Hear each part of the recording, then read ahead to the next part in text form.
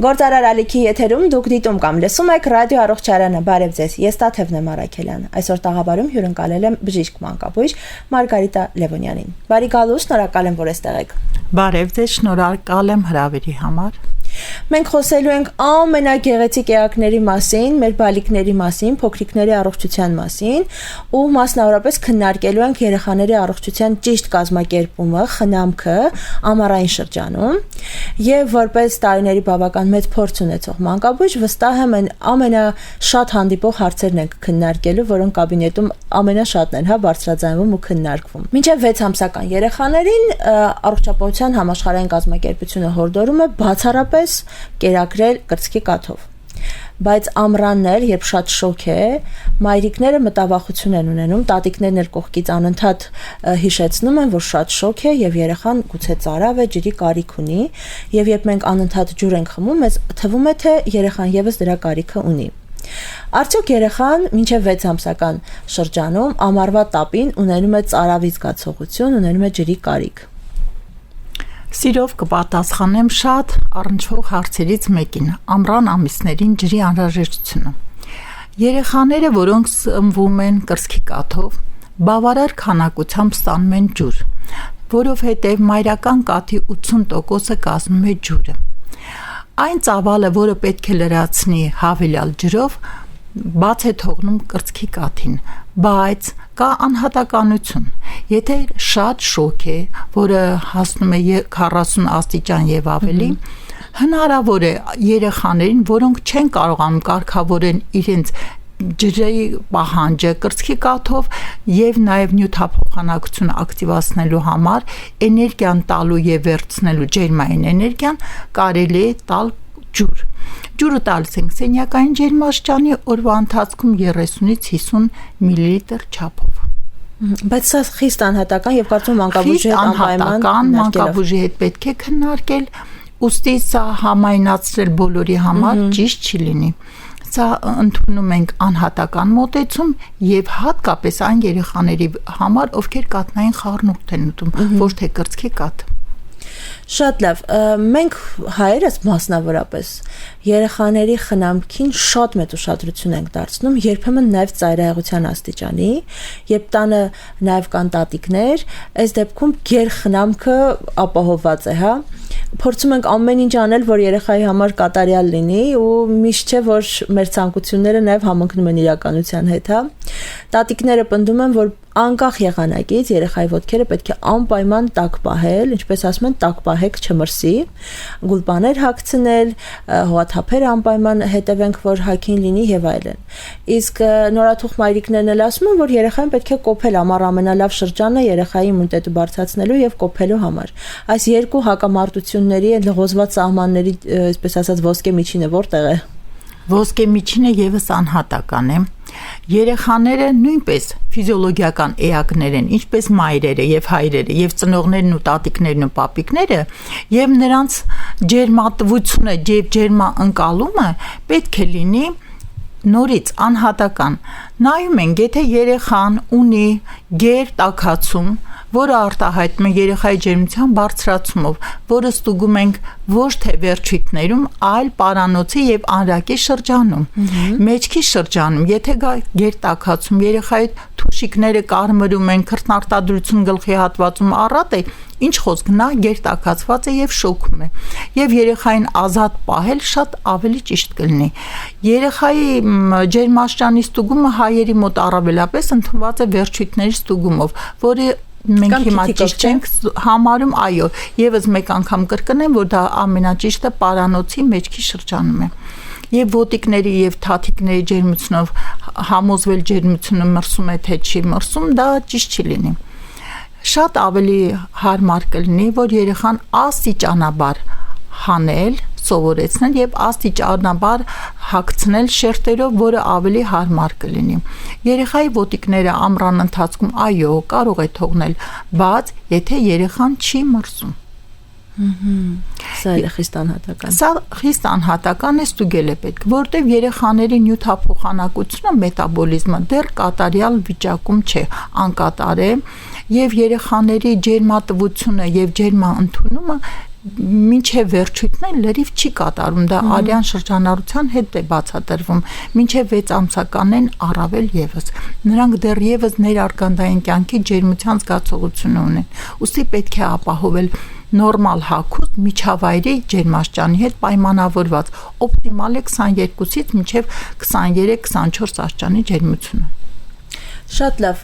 ամառը հատկապես երեխաների համար ասոցացվում է պաղպաղակով, սառը հյութերով, լողավազանով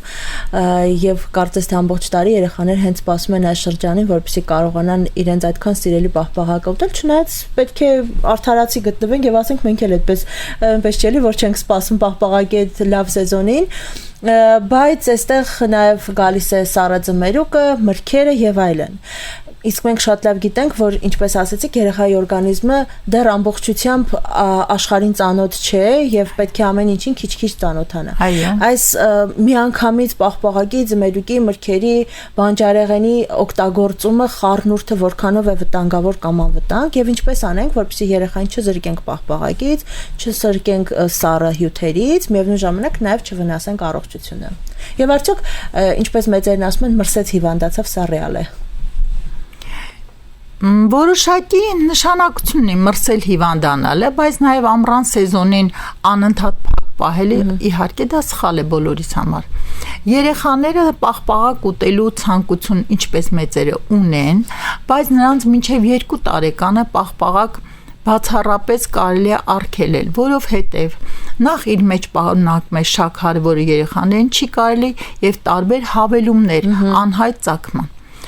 Պաղպաղակ կարելի է երեխային տալ ոչ շատ սառեցված սառցախցիկային վիճակում, մի փոքր ավելի փափուկ, քիչ քանակով փորձված հայտնի ընկերությունների արտադրությունները, որը ցանկալի եւ հաճելի է նաեւ ծնողի համար անհայտ արտադրության, որը հիմա շրջանառության մեջ երբեմն հանդիպում է, պետք չի բացառապես տալ։ Կամ էլ տանը պատրաստել։ Սա իդեալական կլինի, եթե կարողանանք պահպանել ճիշտ նորմերը։ Իսկ ինչը մնում է ձմերուկին, ձմերուկը միջազգային առողջապահության կազմակերպության տվյալներով կարելի է տալ երեխային նաև 6 ամսականից հետո, եթե երեխան կարողանում է ծամել, բայց եւս մի անգամ ավելացնեմ, որ ձմերուկը եւս այդքան ջուրամարս չի, որքան մենք պատկերացնում ենք եւ նկատի ունենք որպես միրգ պտուղ եւ կարելի է ավելի ուշացնել այդ սկիզբը աշխարհին ծանոթանալ պաղպաղակով եւ ձմերուկով։ Էլ ինչ ամառային արձակուրդներ, առանց քաղաքից դուրս գնալու, առանց պիկնիկների, առանց հանգստանալու նաեւ բնության գրկում եւ որքան որ հաճելի ու սպասված է նշվածը, միևնույն ժամանակ նաեւ վտանգավոր է ոչ միայն երեխաների, այլ մեծահասակների համար, ամենատարականը խայթոցներ, ալերգիաներ, ջրի օգտագործում, ուղիղ ճառագայթներ եւ այլն եւ այլն։ Ուզում եմ նաեւ երեխայի խնամքը այս նշված հատվածներում ինչպես կազմակերպենք, որպեսզի անվնաս լինի ու եթե ասում ենք, չէ, գնում ենք մաքուր օդի երեխայի առողջության համար, մի բան էլ չվնասենք, այդ բժշկության գլխավոր պայմանը եւ սկզբունքը մի վնասիր անպայման պահպանենք։ Իհարկե բոլորիս համար շատ հաճելի է հատկապես աշխատանքային եռուն շրջանից հետո ունենալ հանգիստ բնության գրկում, քաղաքից դուրս, հաճելի մթնոլորտում պայմաններում ընկերների հետ։ Բայց կազմակերպել երեխաների համար այդ ամենը բավականին պետք է լինի զգուշավոր եւ այսպես ասած փոքր-ինչ խստապահանջ, որպես մանկաբույժ հորդորում եմ ձեզ երեխաների համար ունենալ անհրաժեշտ ամեն ինչ առաջին օգնության համար։ Քաղաքից դուրս գալուց բոլոր երեխաներին, հատկապես եթե լինելու են արևի տակ, արևապաշտպան քսուկներով։ Արևապաշտպան քսուկները բավականին շատ են։ Գոյություն ունի արևապաշտպանության ազդեցության ժամկետներ, որոնք այդ գործակիցներն են, երեխայի համար նախատեսված է 30-ից մինչև 50 պլյուսով այդպիսի նմշարման SPF-ներն են, որոնք գործակիցներն են, դրանք ժամկետն է իր մեջ ներառում։ Հավելյալ դեպքերում պետք է նորից կրկնել քսուկի օգտագործումը։ Երեխաներին ուղիղ արևի ճառագայթների ազդեցության տակ հնարավոր չափ պետք է հեռու պահել։ ցանկալի է հատկապես կրծքի հասակի նորածինների համար արևի ուղիղ ճառագայթներից զերծ պահել ընդհանրապես, իսկ զբոսանքները կազմակերպել առավոտյան մինչև ժամը 11-ը եւ ժամը 17-ից հետո։ Փոքրերին, առավելապես նորածիններին սովորեցնել մաքուր օդում հատկապես քնելու ժամկետը 10-15 րոպե յուրաքանչյուր օր ավելացնելով եւ շատ ճիշտ կլինի մի քունը կազմակերպել մաքուր օդում, շատ հանգիստ առողջարար։ Ինչ ունենա պայուսակում մայրիկը քաղաքից դուրս գնալիս։ Քաղաքից դուրս գնալուց մայրիկը պայուսակում պետք է ունենա եւս մեկ անգամ նշեմ արևապաշտպան քսուկները, կրեմները, պետք է ունենա հակաալերգիկ դեղամիջոցներ, որոնք բազմազան են, սկսած 0, այսինքն նորածնային տարիքից մինչև վերջ մենք ունենք բազմապիսի դեղորայքային ցուցադրումներ եւ նմուշառումներ, որոնք իրենք օգտագործեն իրենց տեղյակը։ Պետք է իրենք անպայման երեխային ապահովեն գլխարկներով, ակնոցներով, լայնեզր բամբակյա գլխարկներով, որոնք պաշտպանեն երեխաներին ճիշտ հագուստով, շնչող հագուստով, բամբակյա հագուստով եւ երեխաները երբեմն ունենում են նաեւ ինչու՞ չէ նաեւ բացի ալերգիաներից հնարավոր է ջերմության հետ պայմանավորված հիպերթերմիա ջերմության բարձրացում, որի համար ջերմիջեցնողներն են անհրաժեշտ։ Այդքանը եւ լավ տրամադրություն։ Լավ տրամադրություն, ինչպես նաեւ անհրաժեշտ հեղուկի եւ ջրի քանակ, ջրի պաշար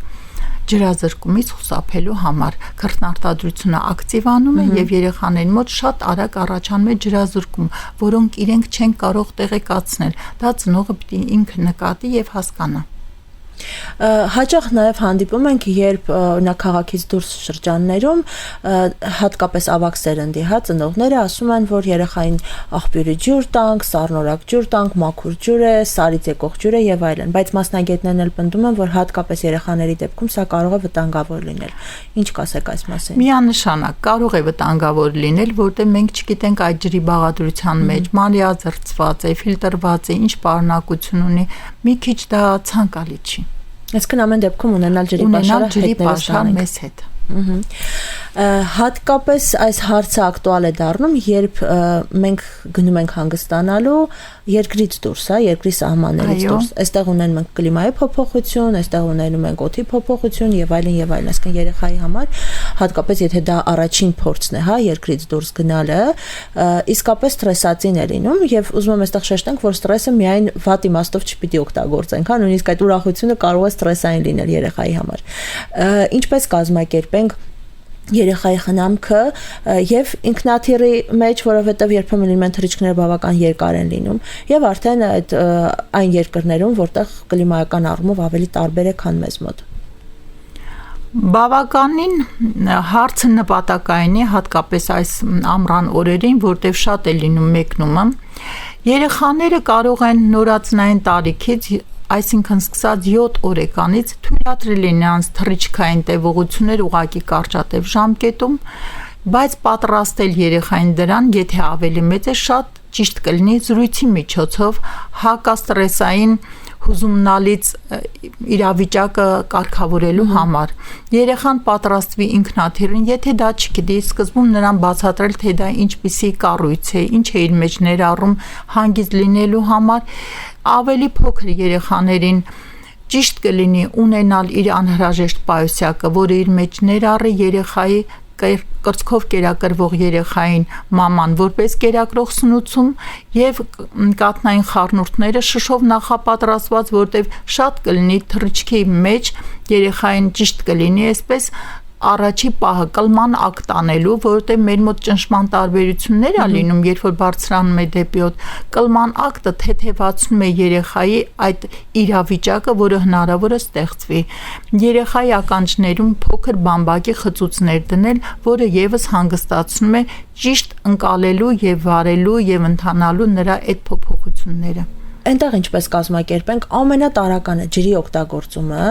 որովհետև էլի մասնագետներն ասում են, որ ծորակից այդքան էլ ցանկալի չէ ջուր օգտագործելը։ Ոչ, իհարկե պետք չէ օգտագործել, կօգտագործեն նորից ֆիլտրված ջրեր, մանրէազերծված ջրեր, որոնք ծանոթ լինեն։ Դա կլինի խոչընդոտող վիճակ երեխայի հետագա ընթացքի համար, որ փոխվի նրա այս ջրի նկատմամբ ունեցած զգացողությունը եւ երեխան կարող է հետո հրաժարվել մեր սովորական ջրից, որը իր համար ծանոթ էր։ Շատ մայրիկներ ցավոք չեն կարողանում երեխայի հետ գնալ որևէ տեղ, որովհետև երեխան ունենում է մեքենայի կամ ինքնաթիռի մեջ փսխման էպիզոդներ, սրտխառնոցի, այսպես ասած անհանգստացնող իրավիճակներ եւ այլն։ Ինչպես վարվել այսպիսի դեպքերում։ Երեխան, եթե արդեն 2 տարեկան եւ ավելի է տարիքով, գոյություն ունեն հակափսխումային պրեպարատներ, որոնք կարելի է օգտագործել թռիչքների եւ մեքենայի վարելու ընթացքում։ Այդ պրեպարատները նախատեսված են մանկական տարիքում եւ մեկ անգամ փորձելուց հետո նկատելի կլինի երեխայի ընկալունակություններ։ Երեխան կա որ չի ընդունում այդ պրեպարատը, պետք է ավելի խորը մտածել այդ առումով, խորհրդակցել իրեն բուժող եւ իրեն հսկող բժշկի հետ նոր պրեպարատ ընտրելու համար։ Դա ռիսկային գործոն կլինի։ Շատ լավ։ Ես ուզում եմ որպես մանկաբույժ առանձնացնել այն կարևոր չափանիշները, որոնցով յուրաքանչյուր մայրիկ, եթե ուղղակի միայն քաղաքում է մնալու, այսինքն հստակ այսպես տատանումներ չեն լինելու, հա, լոկացիաների, ամռան շրջանում երեխային մաքսիմում, այսպես ասած, առողջ պահելու համար, որովհետև վստահ եմ այս դեպքում ինձ հետ համակարծիք կլինեք, որ ամառվա ընթացքում հատկապես, այսպես ասած, ստամոքսաղեքային, հա, շրջանում վարակները, այսպես փորլուծությունները, փսխումները, թունավորումները, սննդի չընդունելը եւ այլն, այսպիսի դեպքերը բավականին շատ են լինում։ Ինչպես անենք, որ երեխայի ամառը մաքսիմալ անցնի առողջ եւ հագեցած։ Ամռան ամիսներին, շոգ եղանակին ավելի ճիշտ, որը տևում է Հայաստանում նաեւ մինչեւ աշնան կեսերը, պետք է հետևել հիմնական 4, այսպես ասած, կանոնի։ Երեխային եւ բոլորիս հնարավորին չափ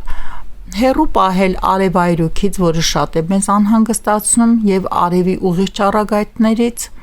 ապահովել դրա համար հնարավոր հագուստ եւ արևապաշտպան հնարավոր տարբերակներ, որոնք նրբաքսուկների կամ քսուկների ձևով են հայտնի, ապահովել առողջ սնունդ, հետևել սննդակարգին, հեղուկի բավարար քանակությանը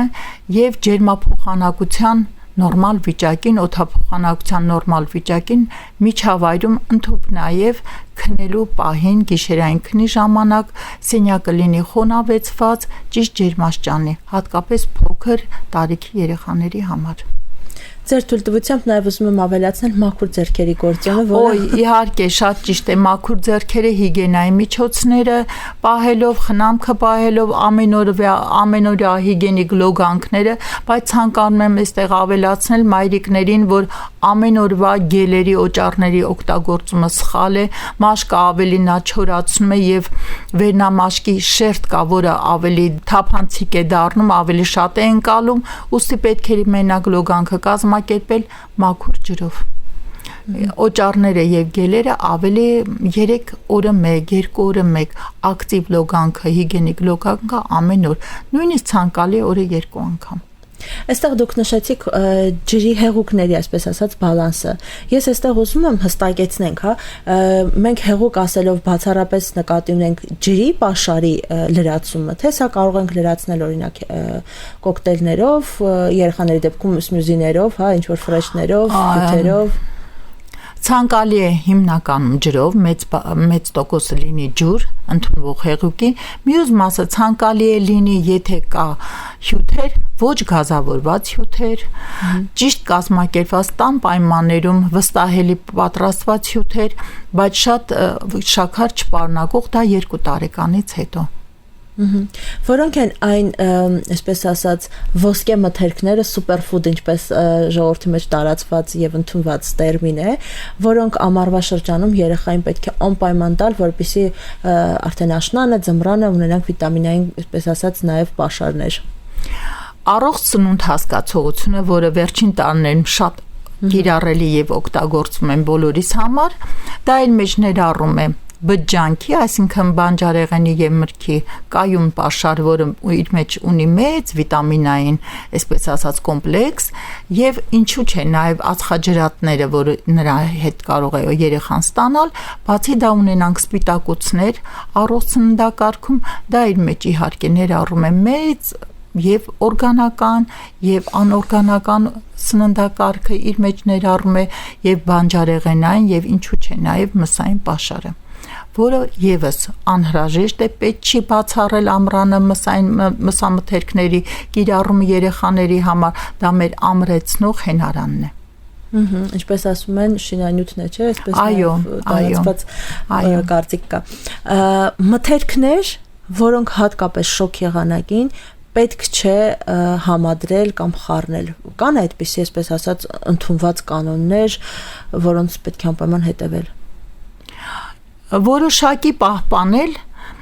առանձին սննդակարգ, այո, կարող է եւ ժամային առումով նախաճաշ, ճաշ, ետճաշիկ, ընթրիկ այդ առումներով կարելի է եւ ինչու՞ չէ շատ բազմազանությունը կարող է բերել երեխայի մոտ աղեստաղումոքսային տրակտի խանգարումներ, փորլուծություններ, որը այս սեզոնին շատ է տարածված եւ շատ հաճախ իրոք լինում է սննդատեսակների բազմազանության միաժամանակ օգտագործումից։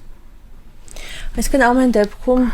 առանձնացված սննդատեսակը ավելի ճիշտ կլինի երեխաների եւ ինչու՞ չէ մեծերի համար։ Երբ շոկ է եղանակը, կարծես թե մի տեսակ թուլանում է մարդու օրգանիզմը, սկսում ենք ավելի ալարկոտ դառնալ, ավելի քիչ ենք ուզում շարժվել, ճակերտավոր ասած խնայում ենք մեզ, ինչը նաև երեխաների դեպքում, ինչքան շատ շոկ է լինում, կարծես թե շարժողականությունը ավելի նվազում է, հա։ Երբեմն երեխան հիվանդ է լինում, բայց ծնողները կամ ընտանիքի անդամները մտածում են, դե շոկից է թույլ է երեխան, շոկից է չի ուզում շարժվել եւ այլն։ Որոնք են կարևոր մեսիջները, որոնք պիտի մայրիկը կարողանա, այսպես ասած, որսալ հասկանալու համար, որ ոչ թե շոկից է երեխան ուղակի ալարկոտ դարձել կամ անդրամադիր դարձել, այլ իսկապես հիվանդ է։ Իհարկե, ամռան ամիսներին հաճախ է լինում վիրուսներ, որոնք ընթանում են ընդհանուր թուլությամբ, որը մեր առաջի ազդակն է եւ համարվում է կլինիկական ախտանիշներից մեկը, բայց միայն ընդհանուր թուլությունը համեմատել եւ շփոթել շոկի հետ դա շատ սխալ կլինի։ Մի քանի ժամ հետո երեխայի մոտ կարող են առաջանալ այլ ախտանիշներ, որոնք կարող է ծնողին անհանգստացնել բժշկի դիմելու համար, դրանք կարող են լինել ջերմության բարձրացումը, ախորժակի անկումը եւ կտրուկ սննդից հրաժարումը, ինչու՞ չէ նաեւ այլ ախտանիշներ, որոնք կարող են լինել ինչպես շնչական օրգանների կողմից, այնպես էլ աղեստամոքսային եւ ամենահաճախը հանդիպող նաեւ մաշկային երևույթներ, որոնք ուղեկցվում են այս սեզոնին վիրուսների հետ։